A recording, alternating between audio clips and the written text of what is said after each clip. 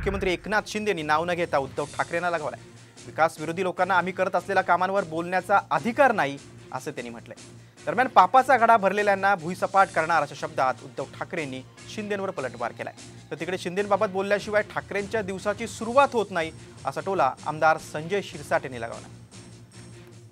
ते तर आता 2.5 वर्ष ते देखावा करत होते, घरी बसून ते देखावा करत होते। तसा आम्ही घरी बसून नाही, आम्ही रस्त्यावर उतरून काम करतोय। हा देखावा नाही। विरोधकांना बोलण्यासाठी दुसरं काही जागा नाही। दिखावा करण्याचं काम त्यांनी 2.5 वर्ष केलं, तेही त्यांना नीट करता आलं नाही। हे दुर्दैव आहे।